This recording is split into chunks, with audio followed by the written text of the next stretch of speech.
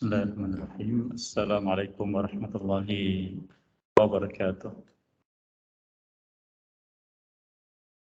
Alhamdulillahilladzi arsala rasulahu bil huda wa dinil haqq liyudhhirahu 'ala ad-dini kullihi wa kafa billahi shahida wa asyhadu an la ilaha illallah wahdahu la syarika lah wa asyhadu anna Muhammadan 'abduhu wa rasuluhu sallallahu alaihi wa ala alihi wa ashabihi ومن تبعهم بإحسان إلى يوم الدين وسلم تسليما كثيرا أما بعد.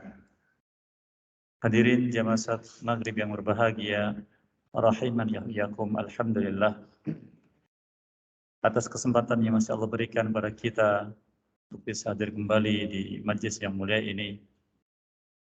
Semoga Allah SWT juga memudahkan kita dalam melaksanakan ketaatan-ketaatan yang Dia bebankan kepada kita sekalian, dan mudahkan untuk bisa mendapatkan penerimaan dari amal kita ini dan keriduannya ketika kita berjumpa dengannya.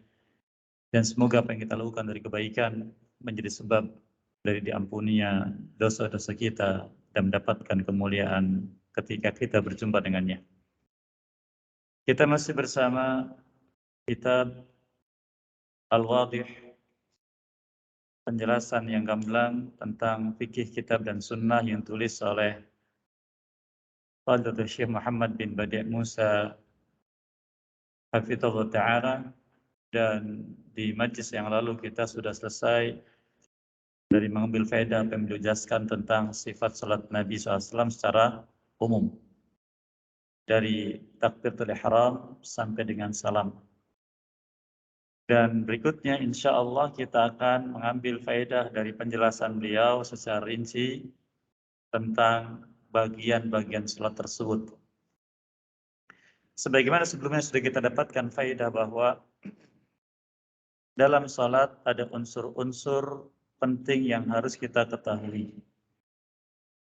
Yang ini terkait dengan apa yang harus kita lakukan ketika ada yang lupa dari bagian salat tersebut atau tertinggal dengan sengaja.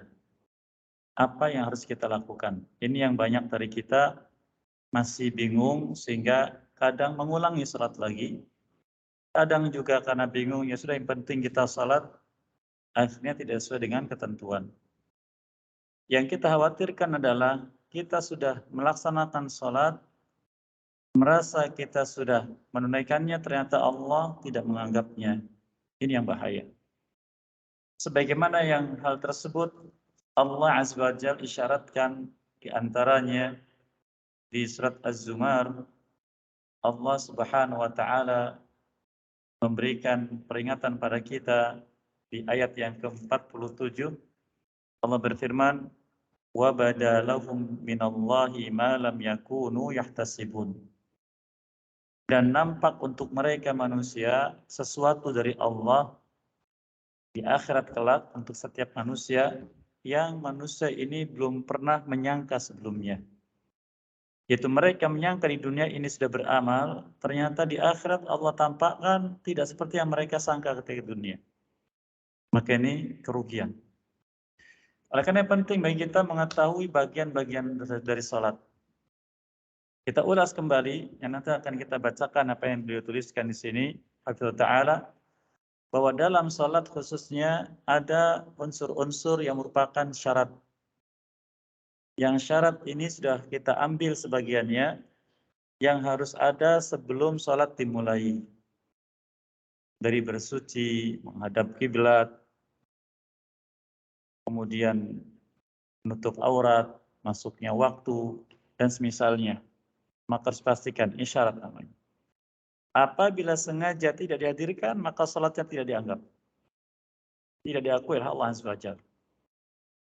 Karena makna syarat adalah sesuatu yang harus ada dalam suatu perbuatan yang menjadi benar sesuatu tersebut.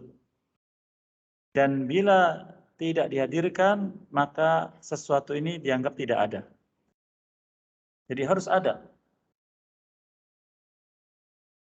Syarat harus ada sebelum kita salat. yang menjadikan salat menjadi benar. Dan kalau salat dikerjakan, syaratnya ada yang tidak lengkap, maka salatnya tidak dianggap. Ini penting makanya. Syarat dihadirkan lebih dahulu. Kemudian yang kedua, rukun. Yang akan disebutkan insya Allah. Rukun ini bagian inti dalam salat. Maka kita perlu tahu apa saja rukun dalam salat ini. Yang bila ditinggalkan dengan sengaja, salatnya tidak dianggap. Gugur salatnya. Yang bila lupa, satu rukun saja dalam satu rakaat dianggap rakaat itu tidak ada. Maka menggantinya dengan satu rakaat. Di contohnya tadi salat maghrib 3 rakaat. Ternyata di rakaat pertama ada yang lupa satu rukun, contohnya tidak ruku. Maka dia harus menambahi satu rakaat lagi. Sehingga rupanya 4 rakaat tapi yang dianggap 3 rakaat, yang satu ini dianggap tidak ada. Mengapa? Salah satu rukunnya tidak dihadirkan. Ini rukun. Yang ketiga, sesuatu yang wajib dalam sholat. Sesuatu yang wajib ini apa? Bila tinggalkan dengan sengaja, sama dengan rukun tadi. Sholatnya tidak dianggap. Harus diulangi lagi. Kalau meninggalkan dengan sengaja. Tapi kalau lupa, maka cukup diganti dengan sujud sahwi. Nah, ini yang sering terjadi pada kita. Contohnya, sholat yang 3 rakaat atau 4 rakaat. Apakah maghrib atau isya atau zuhur atau asar. Mungkin karena banyak pikiran atau buru-buru sehingga sujud kedua, di rakaat kedua langsung bangun ke rakaat yang ketiga. Saya kira masing-masing kita mengalami, ya tidak? Mengalami. Lalu apa yang dilakukan? Bingung. Kenapa saya tadi? Apa yang saya lakukan? Ada yang mengulang salatnya, ada yang ya sudah yang penting salat. Padahal cukup baginya sujud sahwi. Nanti akan dijelaskan juga insya Allah. Kemudian yang keempat, ada yang namanya sunnah. Sebagian kita menganggap bahwa ini kan sunnah. Tidak mengapa tidak dikerjakan juga keliru. Walaupun sunnah, ini menjadikan sempurna salat kita. Menjadikan sempurna. Dan kalau salat kita sempurna, maka itu yang Allah inginkan. Nanti akan sebutkan apa saja unsur-unsur sunnah tersebut. Ini gambaran secara umum. Baik, kita baca apa yang beliau tuliskan di halaman yang ke-86. Mufassalu a'malis salah wa ahkamiha. Perincian dari amalan-amalan yang ada dalam salat dan hukum-hukumnya. Yang tadi kita gambarkan secara umum. Ba'da'an buyinat syurutus salah wa kaifiyatuha. Setelah dijelaskan tentang syarat-syarat salat dan bagaimana mengerjakan salat. Syarat salat tadi kita sebutkan. Dari bersuci, dari hadas besar, dan hadas kecil atau dari najis. Kemudian menghadap kiblat. Ya. Memastikan tempat salat kita suci, kemudian juga pakaian kita. Masuk waktu. Ini yang harus kita hadirkan di antaranya. Kemudian beliau katakan, la budda min bayani arkaniha, maka sekarang perlu dijelaskan rukun-rukunnya. Itu bagian intinya dari salat. Wa wajibatiha, dan apa yang wajib dalam salat. Wa sunaniha, dan yang hukumnya sunnah. Ala wajib tafsil secara rinci. Ini perlu. Bukan untuk menyepelekan, ini sunnah tidak saya hadirkan. Bukan untuk itu. Untuk mengetahui sikap kita, khususnya ketika kita lupa tadi. Beliau katakan, awalan arkanus salah. Yang pertama, apa saja yang termasuk rukun-rukun salat? Yang penting kita ketahui. Beliau katakan, wahiyal aqwal wal alfa'al allati tataghraqabu minhas salah. Yang dimaksud dengan rukun salat di sini adalah bacaan-bacaan dan perbuatan-perbuatan yang dengannya salat disusun, salat tegak. Wala yasihu biduniha, dan salat dikatakan tidak sah dengan tanpa unsur-unsur tersebut. Apa sajakah itu? Wahya mayali, berikut ini. Awalan, yang pertama, takbiratul ihram. Takbiratul ihram. Ucapan Allahu Akbar di awal salat. Dikatakan wahya awalu takbiratin yadkhulu bihal musalli fi salatih. Yaitu ucapan takbir di awal salat yang dengannya dia masuk salat. Bukan mengangkat tangannya ya, harus dibedakan antara mengangkat tangan dengan ucapan Allahu Akbar. Kalau mengangkat tangan, bahasa Arabnya namanya raf'ul yadain. Raf'ul yadain. Kalau ucapan Allahu Akbar namanya takbir. Maka di awal takbir, di awal salat, itu namanya takbiratul ihram. Ihram artinya sesuatu yang menjadikan haram perbuatan lain selain dari bacaan dan gerakan salat setelah itu. Beliau katakan wasumiyat bidzalik.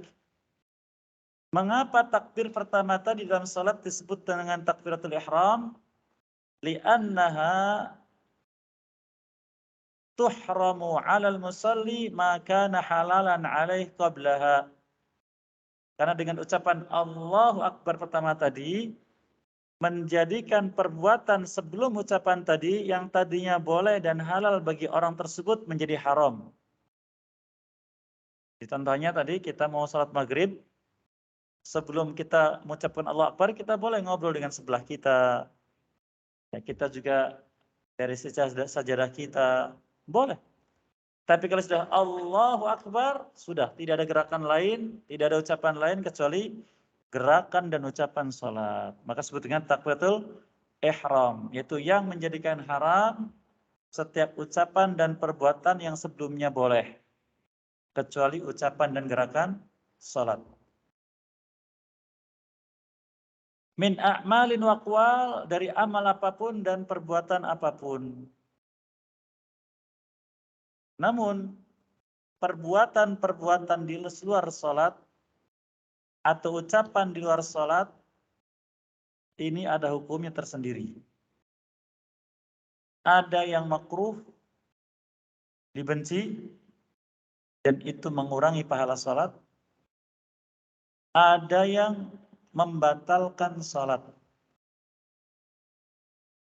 Contoh, seseorang ketika sudah Allahu Akbar, takbiratul ihram, maka dia tangannya gerak-gerak, contohnya main telinga. Karena gatalnya dia terus begini. Makruh. Mengurangi pahala salat. Tapi kalau dia misalkan bergerak, dia lupa, tasnya masih di belakang, lalu dia berputar mengambilnya, maka batal salat. Karena perbuatan itu perbuatan yang di luar perbuatan salat dan merubah keadaannya. Nah, pembahasan itu gerakan dan ucapan di luar salat, mana yang makruh, mana yang membatalkan, insya Allah akan kita sebutkan sendiri dalam babnya. Kemudian beliau katakan, dasar dari takbiratul ihram ini, beliau katakan apa yang diriwayatkan Imam Abu Dawud dari sahabat Ali bin Abi Thalib radhiyallahu anhu, beliau mengatakan, Rasulullah SAW bersabda, miftahus salati tuhur, wa tahrimuha takbir, wa tahliluha taslim. Salat kuncinya ada pada bersuci. Jadi bersuci ini kunci salat. Yang perlu mengatakan ini syarat. Dan diharamkan semua perbuatan dengan takbir, yaitu takbiratul ihram. Dan dihalalkan kembali dengan ucapan salam. Yang itu contohkan tadi. Sebelum kita takbiratul ihram masuk salat, ucapan apapun, perbuatan apapun boleh, tapi kalau sudah takbiratul ihram tidak boleh. Lalu boleh kembali ketika kita mengucapkan salam yang merupakan penutup dari salat. Demikian juga Nabi SAW sabdakan kepada orang yang buruk salatnya. Nah, ini pernah kita jelaskan juga bahwa keadaan orang yang salat di sisi Allah Azza wa Jalla, masih ingat tidak ada berapa itu? Ada 5. Yang pertama yang tidak salat sama sekali, maka dia pasti diadab. Kecuali dia bertobat. Yang kedua, dia salat tapi menunggu akhir waktu atau sudah lewat waktunya. Maka dilaknat oleh Allah. Yang ketiga, salat dilaksanakan tapi dianggap belum dikerjakan. Belum mengerjakan salat. Nah, yang ketiga ini hadisnya dibacakan nanti insyaallah. Yang ketiga, salat tapi yang diterima kadarnya ada yang 10%, 20, 30, 40 atau setengahnya. Tidak maksimal. Karena banyak lalainya. Dan yang Allah inginkan adalah salat yang khusyuk, yaitu yang fokus. Baik, nah ini hadis yang menyebutkan contoh yang ketiga tadi. Salat dikerjakan tapi dianggap belum mengerjakan. Orang ini ketika salat selesai, dia datang menghadap Nabi SAW, mengucapkan salam, lalu dijawab, dia katakan, irji' fasalli fa innaka lam tusalli, ulangi salatmu karena engkau belum salat. Sampai 3 kali dia katakan. Lalu sampai di kali yang ketiga dia mengatakan, ya Rasulullah, inni lam uhsin ila hadha, ya Rasulullah, aku tidak bisa lebih baik lagi melaksanakan salat kecuali ini. Maka baru beliau mengajarinya. Apa kata beliau SAW? Idza qumta ila shalah fa asbighil wudu. Jika engkau berdiri untuk salat, maka sebelumnya sempurnakan dulu wudukmu. Wuduklah dengan sempurna. Makna wuduk dengan sempurna disebutkan oleh Allah Azza wa Jalla di surat Al-Maidah, yaitu sampai batas-batasnya. Dan pernah kita jelaskan juga di pembahasan wudhu, waspada dari luputnya bagian wudhu tidak tersentuh air. Karena Nabi kita menunjukkan SAW, wailun lil a'qabi minan nar, celaka tumit-tumit seseorang yang berwudhu, diancam akan dibakar dengan api neraka karena tidak tersentuh air. Jadi waspada itu ketika wudhu. Maka Allah katakan, fa'as bigil wudhu, laksanakan wudhu dengan sempurna, yaitu sampai pastikan semua terkena air. Tsumastaqbalal qiblah, kemudian pastikan menghadap kiblat, fakabbir, lalu bertakbirlah. Jadi memulai salat jalan dengan takbir, dan takbir itu istilah dalam bahasa Arab untuk ucapan Allahu Akbar. Maka ini juga penjelasan bahwa bacaan-bacaan salat tidak bisa diganti dengan bahasa apapun.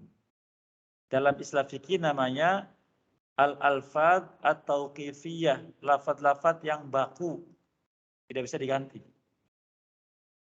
Tidak bisa diganti. Termasuk ucapan dalam tasyahud. Di dalam tasyahud, mungkin ada kita yang baca ini, ada yang baca itu, yaitu ucapan Assalamu alayka ayuhan nabi. Hadisnya demikian. Assalamu alayka ayuhan nabi. Salam untukmu wahai nabi. Kata sebagian ulama, Nabi SAW sudah wafat. Itu ketika beliau masih hidup. Karena sudah wafat maka menjadi assalamu ala nabi. Boleh tidak diganti? Maka umumnya ulama mengatakan tidak. Karena lafad-lafad bacaan salat itu baku. Baik, ini sedikit faedah. Beliau katakan, qala Syaukani rahimahullah ta'ala. Imam Syaukani rahimahullah ta'ala. Imam Syaukani ini imam ahli hadits, imam ahli fikih, imam ahli tafsir, dan imam ahli dalam segala ilmu. Ya, kitab yang terkenal dalam fikih Nailul Autar. Yang terkenal dalam hadis Fathul Qadir. Dua-duanya kitab yang bagus. Beliau katakan, Wa tahrimuhat takbir, ucapan Nabi SAW dan pengharaman perbuatan dan ucapan apapun ketika salat dengan ucapan takbir, fihi dalilun ala anna iftitahas salati, ini merupakan dalil bahwa pembuka salat la yakunu illa bitakbir, bahwa untuk membuka salat, masuk dalam salat yang wajib atau yang sunnah, tidak ada ucapan lain kecuali takbir. Tidak boleh kita katakan subhanallah atau alhamdulillah, tidak boleh. Lalu katakan bitakbir, dengan takbir, Allahu Akbar. Dan sebagian orang bertakbir cukup dengan Allah saja, tidak cukup. Allah, tidak cukup. Karena Nabi kita menunjukkan SAW bitakbir. Takbir itu Allahu Akbar. Dan ucapan Allahu Akbar, umumnya ulama mengatakan diucapkan dari awal gerakan sampai akhir gerakan. Dan boleh ucapan itu selesai sebelum gerakan sempurna. Jadi Allahu Akbar. Tidak bergerak dulu. Allahu Akbar. Ini keliru kata kebanyakan ulama. Mengapa? Berarti dia tidak takbir pada tempatnya. Kemudian beliau katakan juga, duna ghairihi minal azkar, bukan dengan zikir-zikir selainnya. Wa ilaihi dhahabal jumhur, dan itulah pendapat kebanyakan ulama. Pendapat kebanyakan ulama. Maksud kebanyakan ulama adalah yang kita kenal ada 4 mazhab. Ada mazhab Hanafi. Kalau sekarang mazhab Hanafi ini ada di daerah Urdu, India, Pakistan, Afghanistan, dan sekitarnya. Jadi kalau ada dari kita ziarah ke sana, lalu sholatnya agak beda, jangan aneh. Beda mazhab. Demikian juga mazhab Malik. Mazhab Maliki kebanyakan di Afrika, selain Mesir dan Maroko. Kebanyakan mazhab Malik ini juga agak berbeda. Di antara contoh perbedaan yang nampak dalam mazhab Malik adalah ketika sholat itu, setelah takbir Allah Akbar, tangannya lurus. Ini mirip dengan pendapat Syiah. Yang ketiga mazhab Syafi'i. Mazhab Syafi'i banyak di Mesir, di Asia Timur, Tenggara, kita termasuk dalamnya, dan sebagian Yaman. Mazhab Hambali itu di Timur Tengah pada umumnya. Ini gambarannya sekarang. Dan dikatakan jumhur itu dari 4 mazhab tadi, maka 3 diantaranya. 3 diantaranya berpendapat, 1 berbeda, itu namanya jumhur. Dan seringnya dalam masalah apapun, yang sering sama pendapatnya adalah pendapat mazhab Malik, mazhab Syafi'i, mazhab Hambali. Ini seringnya sama pendapatnya. Kalau mazhab Hanafi, seringnya berbeda. Mengapa begitu? Ada alasan. Karena Imam Abu Hanifah rahmatullah dulu, beliau masih sedikit riwayat yang sampai pada beliau. Kebanyakan beliau mengambil hadis-hadisnya dari Ibnu Mas'ud radhiyallahu anhu. Dan itu masih sedikit. Sehingga beliau banyak berijtihad. Bukan berpendapat dengan akal, bukan ijtihad. Dan ada dasar-dasar ijtihad itu. Dan kata Nabi SAW, idza ijtahadal hakim fa asaba falahu ajran wa idza akhta'a falahu ajrun wahid atau kama qala sallallahu. Seorang mujtahid apabila dia beristihad dan benar mendapat 2 pahala, dan bila keliru mendapatkan 1 pahala. Ini sedikit faedah. Jadi beliau katakan itulah pendapat jumhur, kebanyakan ulama, bahwa ucapan untuk mengawali salat dengan takbir, itu ucapan Allahu Akbar. Ini asal usulnya ya. Mengapa kau harus Allahu Akbar? Kemudian dijadikanlah takbir itu sebagai isyarat untuk atau ucapan untuk perpindahan satu gerakan ke gerakan berikutnya. Kecuali bangkit dari ruku'. Ya. Kecuali bangkit dari ruku'. Itu dengan tasmi', yaitu sami'allahu liman hamidah.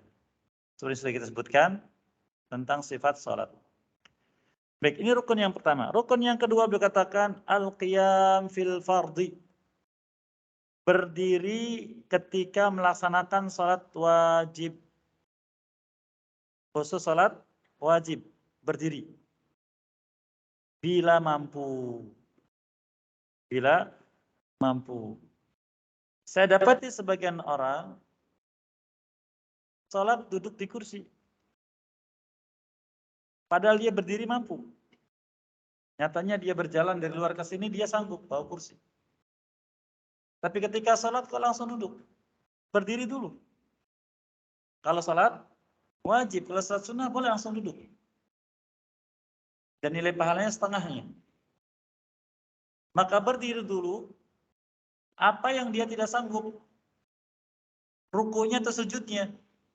Kalau sujudnya dia tidak bisa, karena mungkin ada keluhan di kepala, sehingga kalau sujud mungkin pingsan dan sebagainya, berarti lemahnya dia hanya sujud. Maka berdiri tetap dikerjakan, ruku tetap dikerjakan, kecuali sujud. Mana yang tidak mampu? Jangan semuanya disapu, ratakan, ini rukun. Baik, berkatan berdiri. Dasarnya dari firman Allah Azza wa Jalla di surat Al-Baqarah ayat 238. Allah berfirman, wa qumu lillahi qanitin. Dalam kalian berdiri untuk Allah dengan kunut. Kunut maknanya dengan penuh ketaatan. Terus-menerus dalam ketaatan. Lalu berkatakan, wa kana sallallahu yusallil fariḍah qa'iman. Dan ini dikarenakan Nabi SAW ketika beliau salat wajib melaksanakannya dengan berdiri. Wa amara bidzalika ashabahu, dan memerintahkan para sahabatnya untuk salat sambil berdiri ketika salat wajib. Wa man ajiza an dzalik, maka barang siapa tidak mampu berdiri untuk salat wajib, shalla hasba qudratihi, maka baru silakan salat sesuai dengan kemampuannya. Karena Allah Azza wa Jalla berfirman di surat At-Taghabun, Allah sebutkan, fattaqullaha mastata'tum. Bertakwalah kalian kepada Allah semaksimal kemampuan kalian. Bertakwalah semaksimal kemampuan kalian di ayat 16. Mana mampunya? Berdiri berusaha tidak sanggup, maka duduk baru. Tapi diusahakan dulu. Jadi usaha dengan maksimal, jangan mudah menyerah. Demikian juga beliau katakan, sebagian diriwayatkan dari Imran bin Husain radhiyallahu anhu dalam hadis Imam Bukhari, beliau katakan kanas bi bawasir.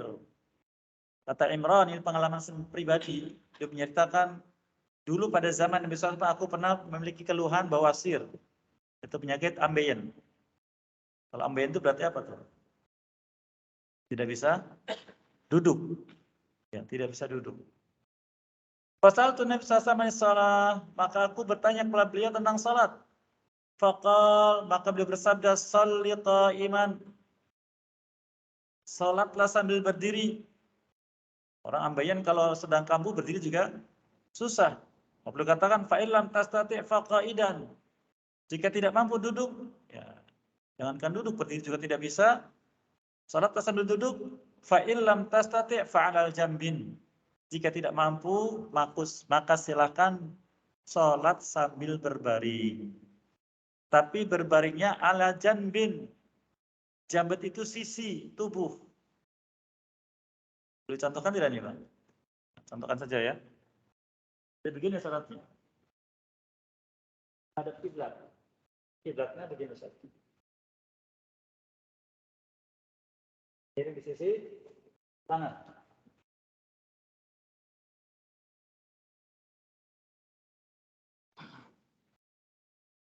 Baik, jadi miringnya di sisi kanan menghadap kiblat mukanya. Kemudian beliau katakan, aman nafilah, adapun salat sunnah, falahu an yusalliyaha qa'idan mal qudrati al qiyam. Tidak mengapa salatnya sambil duduk walaupun mampu berdiri. Jadi kita kalau mau nyoba menerapkan ini, silahkan nanti salat sunnah ba'diyah isya sambil duduk. Boleh. Walaupun mampu berdiri. Tetapi pahalanya setengahnya. Mau tidak Bapak Ibu? Apa kata Nabi SAW disebutkan oleh Imam Muslim? Salatul rajul qa'idan nisfus salah. Salat seseorang sambil duduk padahal dia mampu berdiri, maka nilainya setengah salat. Pahalanya dipotong setengah. Kecuali kalau ada uzur, maka tetap sempurna. Mengapa dia tidak berdiri? Karena uzur tadi. Nah, karena rukun ini semaksimal mungkin dihadirkan.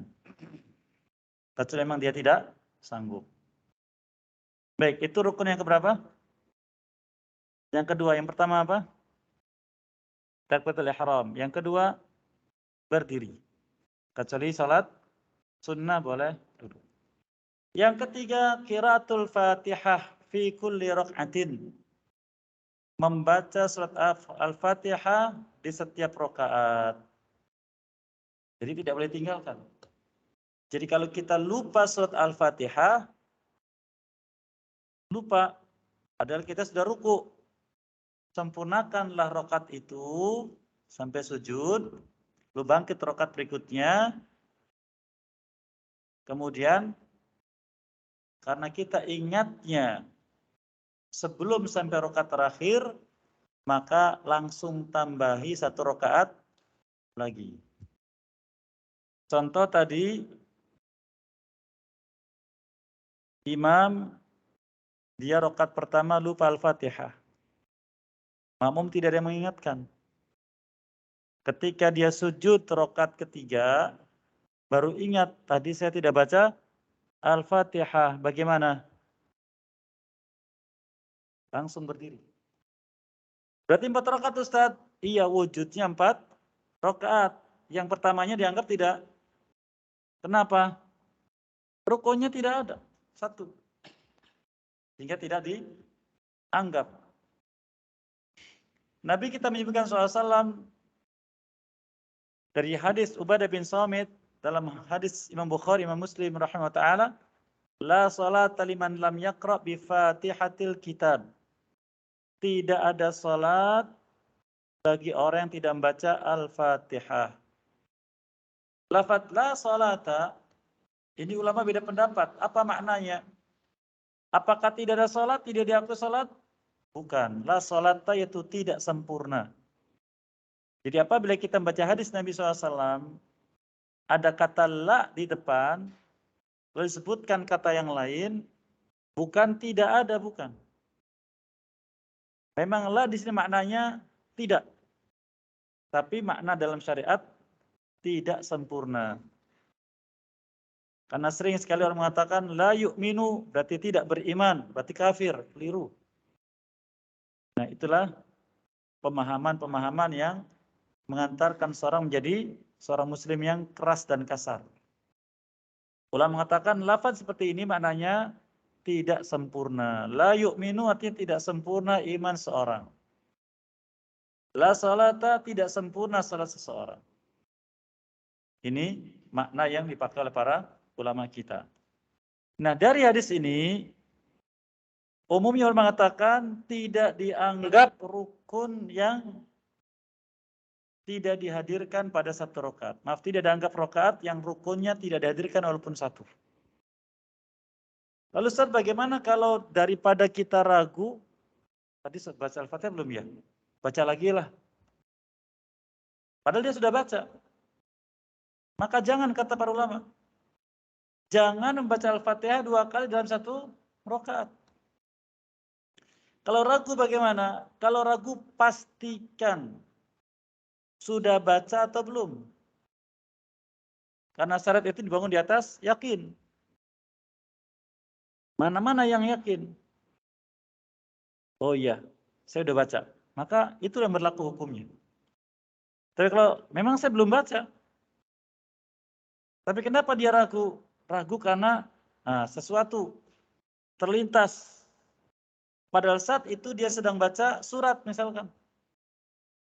Maka dipastikan yakin Al-Fatihah sudah saya baca, maka itu yang berlaku insya Allah. Maka jangan sampai 2 kali baca Al-Fatihah. Kemudian beliau katakan di sini, wa hadza fi salatil fardiyah. Hadis tadi la salat liman lam yaqra bi Fatihatil Kitab, tidak ada salat bagi yang tidak membaca pembuka kitab itu Al-Fatihah, ini untuk salat yang sendiri. Au fi salatil jamaah lil imam, atau bagi imam dalam salat jamaah.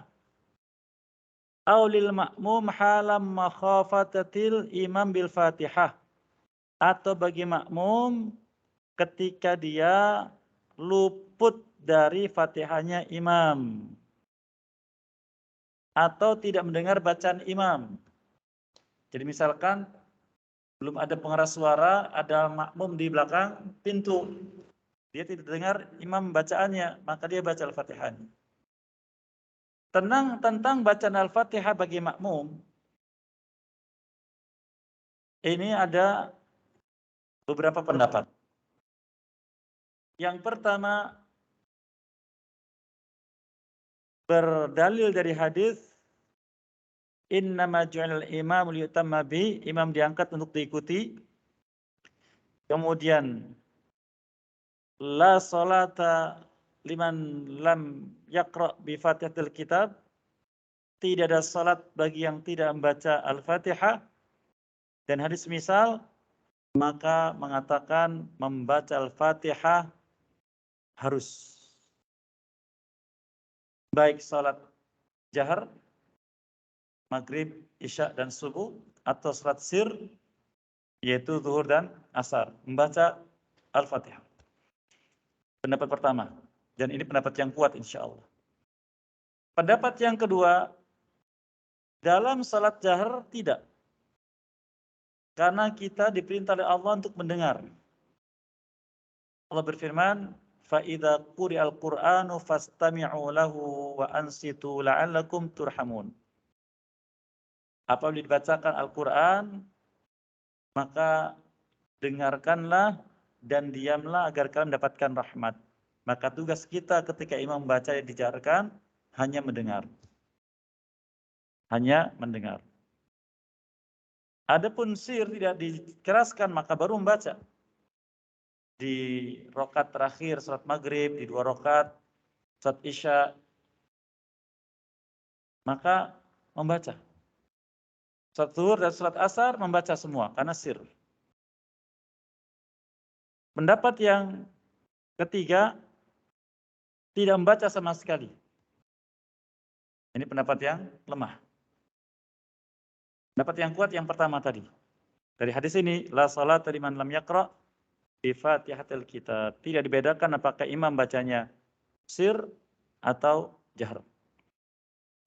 Berkatakan li thubuti nahi sallallahu alaihi wasallam lil qiraah haitsu yajharul imam fi shalah.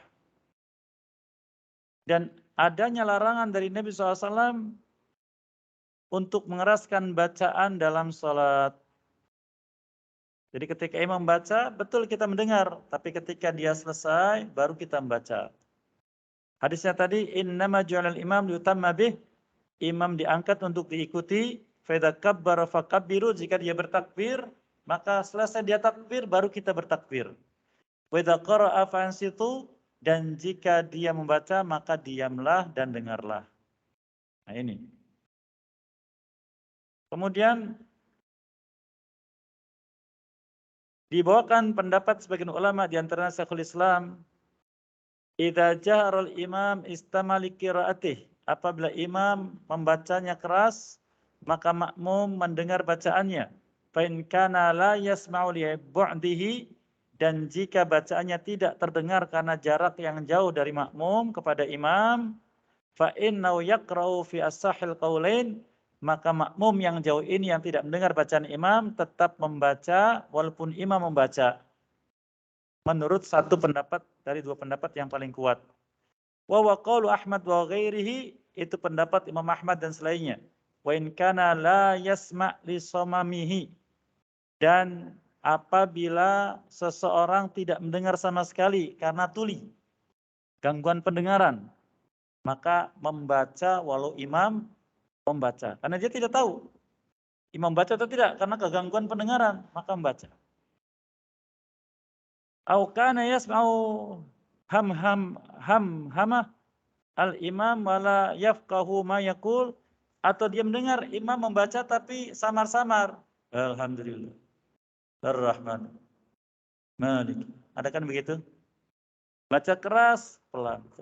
Dia tidak jelas bacaannya, maka membaca. Kemudian beliau katakan, fa fi qaulan fi madzhab Ahmad wa ghairihi. Ini ada dua pendapat memang dalam mazhab Imam Ahmad. Mengapa beliau menyebutkan pendapat Imam Ahmad?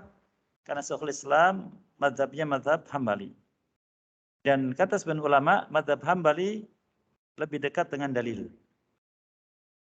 Tidak berpendapat kecuali dengan dalil, sehingga sering dinukil. Wal azhar annahu yaqra, dan pendapat yang nampak bahwa dia tetap membaca. Wa aidan fal maqsud bil jahri istima'ul ma'mumin. Lalu apakah mana jahr jelas? Yaitu makmum bisa mendengar. Karena imam di sini harus paham bacaan jahr itu bahwa makmum yang di belakang dia mendengar. Ya. Khususnya lagi ketika takbir perpindahan, maka makmum harus diperdengarkan. Jangan mendengar untuk diri sendiri. Kadang sebagian imam tidak peduli. Yang penting saya salat, makmum ikuti silakan. Takbirnya pelan, Allahu Akbar. Yang di sudut sana tidak mendengar.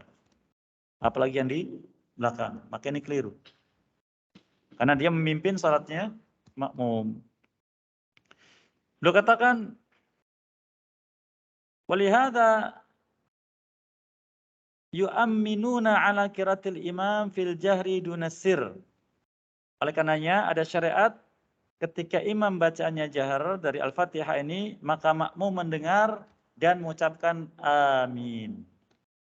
Mengucapkan amin. Tapi tidak dilakukan ketika bacaannya sir, yaitu imam tidak mengeraskannya. Fa idza kanu mashghulin anhu bil qiraati faqad umira an yaqra'a ala qaumin la yastami'una li qiraatih. Dan apabila sebagian makmum membaca sendiri, sibuk sendiri dengan bacaannya, padahal imam sedang membaca, maka Nabi SAW pernah memerintahkan, ya, bagi mereka boleh membaca bila tidak mendengar bacaan imam. Kalau mendengar bacaan imam, maka mendengar. Wa huwa bimanzilati an yuhadditsa man lam yastami' li haditsih. Karena ini permisalannya orang yang tidak mendengar ucapan orang yang sedang bicara. Wa yaktubu man lam yastami' li khutbatihi, dan seperti orang yang berkhutbah kepada orang yang tidak mendengar khutbahnya, maka tidak mengapa membaca. Wa hadza safahun tunazzau anhu syari'ah, dan ini tidak mungkin syariat menetapkan seperti itu, disucikan. Nah, jadi makmum ketika imam membaca mendengar. Oleh karenanya dia membaca Al-Fatihah ketika imam diam. Dan tidak mengapa kata ulama menyelesaikan bacaan Al-Fatihahnya ketika imam sudah memulai bacaan berikutnya dari surat atau ayat. Adapun imam, maka tidak ada nas khusus, perintah khusus. Dia diam sesaat, memberi jeda, memberi kesempatan bagi makmum untuk membaca Al-Fatihah. Tidak ada. Karena perintahnya adalah langsung. Berikutnya beliau katakan, walam yasbut anis sahaba annahum kanu yaqra'un al-Fatihah fi saqtatin Nabi SAW hina yajharu bihim. Juga tidak ada keterangan yang pasti dari para sahabat bahwa mereka membaca Al-Fatihah ketika diamnya Nabi SAW antara bacaan Al-Fatihah dengan bacaan surat berikutnya. Tidak. Seandainya disyariatkan, maka ini sampai pada kita. Oleh karenanya, tetap membaca apapun keadaannya. Kemudian beliau katakan, Wa man lam yuhsin qira'ata syai'in minal Qur'an falyaqul subhanallah alhamdulillah wa la ilaha illallah Allahu akbar wa la haula wa la quwata illa billahil aliyil azim. Lalu Ustaz, bagaimana kalau ada orang yang Al-Fatihahnya tidak hafal? Tidak hafal. Sudah mencoba menghafal, belum hafal. Khususnya bagi mereka yang baru masuk Islam. Maka beliau katakan, seperti disebutkan dalam hadis Imam Abu Dawud, cukup bagi dia membaca subhanallah walhamdulillah wala ilaha illallah Allahu akbar la haula wala quwata illa billahil aliyil azim. Hadisnya sahih. Bagi yang belum hafal karena baru masuk Islam, tapi tetap dia harus hafal Al-Fatihah. Masih ada berapa waktu? 2 menit. Ya, ya silakan sampai di sini. Sisanya kita lanjutkan pekan berikutnya insyaallah. Barangkali ada satu pertanyaan yang ingin disampaikan, dipersilakan. Silakan. Iya.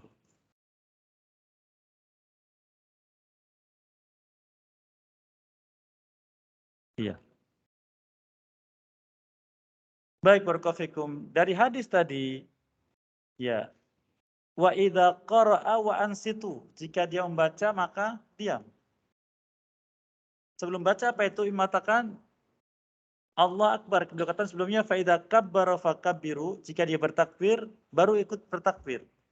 Jika dia mulai membaca maka diam. Maknanya tidak ada nas penjelasan itu. Jadi makmum itu mengikuti imam. Jadi membacanya kapan? Setelah imam. Begitu. Walaupun memang tidak ada nas husna itu, tapi beliau menjelaskan ini yang difahami dari hadis tersebut. Imam, makmum melakukan apapun setelah imam. Demikian. Allah miswab. Apa yang bisa diberkahi dan dimudahkan bisa memaafkannya, dan apa yang keliru memaafkan dan ampuni dosa kita sekalian. Wallahu lidzal qad'ari. Wassallallahu Muhammadin wa ala alihi wa sahbihi ajma'in. Da'wana alhamdulillahi alamin. Subhanallah wa bihamdik asyhadu an la ilaha illa anta astaghfiruka wa atubu ilaik. Assalamualaikum warahmatullahi wabarakatuh.